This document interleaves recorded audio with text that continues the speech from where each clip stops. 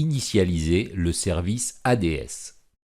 Pour que le service ADS fonctionne, maintenant que le service est installé, il faut créer la jonction avec votre projet. C'est ce qu'on appelle l'initialisation du service. Alors, on va le faire ensemble et vous allez voir que c'est très simple. C'est la première étape si vous voulez utiliser le service de monétisation. Donc, pour le coup, ici, dans la scène de menu, je vais créer un empty qui va s'appeler ADS et je vais créer un nouveau script qui va s'appeler lui aussi ADS. Voilà, on va faire simple et on va gérer la diffusion de publicité dans ce script.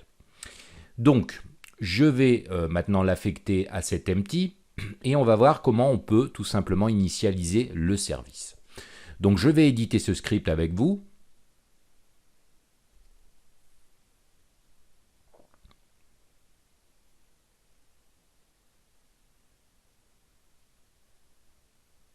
Et la première chose qu'on va devoir faire, c'est ajouter ici un nouveau espace de nom. Donc, on va faire using unityengine.advertisement. Donc ça, c'est pour utiliser justement l'ASDK, le kit de développement d'ADS. Donc maintenant, on aura accès à tout ce qui est possible de faire avec ADS. Alors la première chose que je vais faire, ici on aura besoin du start, c'est que je vais créer une variable qui va être accessible dans l'inspecteur, qui va être de type boolean, et ici que je vais nommer test mode. Et je vais la définir à true. Alors pourquoi je fais ça? Parce que malgré qu'on a coché le test mode, lors de l'initialisation, on va devoir passer un paramètre pour savoir si on est aussi en test mode. Alors deux précautions valent mieux qu'une, donc on va l'utiliser. Alors maintenant, comment utiliser l'initialisation? C'est très simple. Au start, ce que je vais faire un advertisement, point, et je vais aller chercher la méthode initialize. Alors le problème, c'est qu'ici, on veut un retour. C'est-à-dire que ici, je vais devoir passer ce qu'on appelle un listener, un écouteur dans mon initialisation pour avoir un retour. Je peux le faire sans, mais ce serait quand même dommage. Donc ce qu'on va faire, c'est qu'on va utiliser ici une interface et on va utiliser iUnity ADS initialisation listener. Voilà. Vous pouvez voir que vous y avez accès parce que ici, vous avez importé le namespace advertisement. Alors comme c'est une interface, on va faire un clic droit, action rapide. Vous avez vu comment c'était et comment ça fonctionnait au niveau du e-pointer down, up, etc.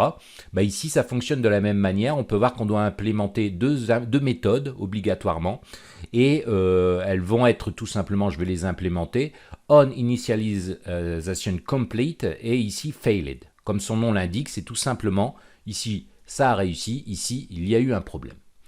Donc ce que je vais faire, je vais recopier ici mon start pour le mettre au-dessus parce que Unity m'a généré, Visual Studio m'a généré ici les méthodes derrière et ça me gêne un petit peu. Donc la première chose que je dois passer, c'est sous forme de chaîne de caractères, le Game ID. Alors encore une fois, c'est là où vous voyez que vous pouvez, si vous êtes sous Android ou iOS, c'est là qu'il faudra réagir en conséquence. Donc on va retourner au niveau des services, on va prendre General Setting, on va retourner dans ADS et ici moi je vais copier l'ID qui est destiné à Android. Vous pourriez utiliser les deux, comme je vous ai dit, avec une condition de plateforme. Et si vous êtes sur iOS, vous utilisez celui pour iOS.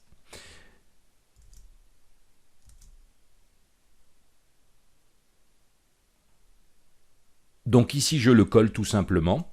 Le deuxième argument, c'est le test mode sous forme de boolean. Justement, ça tombe bien, on a créé un test mode au-dessus, ce qui nous permettra d'enlever le test mode en fait depuis ensuite l'inspecteur tout simplement. Et le dernier, c'est le listener en question ici qui va se charger de l'initialisation. Écoutez, c'est très simple, c'est this tout simplement parce que c'est cette instance-ci. Donc ça, c'est important de bien le comprendre. C'est grâce à ça, ici, c'est lui qu'on va déclarer comme ici listener, comme écouteur.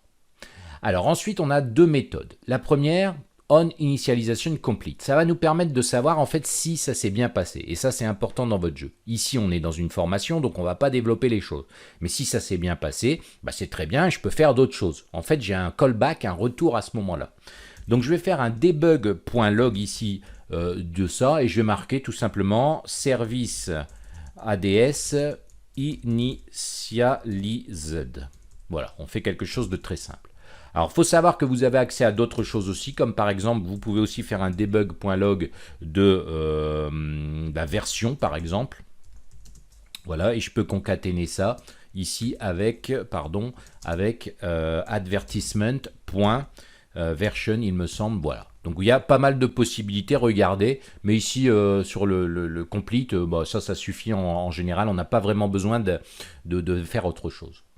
Ensuite, on a on initialization failed et on a des arguments comme l'erreur et le message. Et ça, c'est assez intéressant parce que en fait, ce qu'on va pouvoir faire, c'est tout simplement dire, bah, ici, réagir en fonction de quelque chose. Service adresse, par exemple, error, et je pourrais très bien, ici, faire deux petits points, concaténer ça avec le message qui est passé ici sous forme de caractère. Alors vous avez l'erreur, c'est plutôt le type, mais ici on va utiliser que le message, voilà. Donc bah, avec ça, ça nous permettra de voir déjà qu'il y a eu une erreur, par exemple. Donc là, bah, c'est déjà terminé. On a initialisé notre service ADS, il ne nous reste plus qu'à tester ça. Donc on va retourner dans notre jeu, on laisse compiler ici, et on va se servir de la console maintenant pour voir si ça fonctionne bien. Donc je lance mon jeu, on attend, et là on va pouvoir voir dans la console apparaître service ADS initialised et je suis bien en version 4.3.0.0. Donc on peut voir que ça fonctionne très bien. Donc ici mon jeu maintenant est capable de communiquer avec les services ADS et d'afficher des publicités. Alors dans le cas où il y a un problème, et ils peuvent être divers les problèmes, c'est-à-dire que vous pouvez avoir un problème et donc vous avez le callback failed qui va se lancer. Ça peut être par exemple si l'utilisateur a un problème d'internet. Ça pourrait être ça, ça pourrait être beaucoup de choses. Donc à vous ensuite de réagir en fonction de. Mais ici par exemple je vais rajouter un 0 tout simplement à mon game ID. Ce game ID est en théorie pas connu, donc normalement ça devrait déclencher une erreur. Donc on va lancer ici le même code et là on va pouvoir observer que en théorie j'ai bien ici, vous pouvez voir, service ADS, error, invalid configuration request for game ID et mon game ID. Vous pouvez voir d'ailleurs que ici ça m'a donné deux alertes, il n'a pas bloqué le jeu, mais en tout cas on peut voir qu'il y a des erreurs, quoi. Donc voilà, vous savez maintenant, vous avez initialisé le service ADS dans votre projet, maintenant votre projet est connecté au service ADS et on va pouvoir commencer à diffuser des annonces.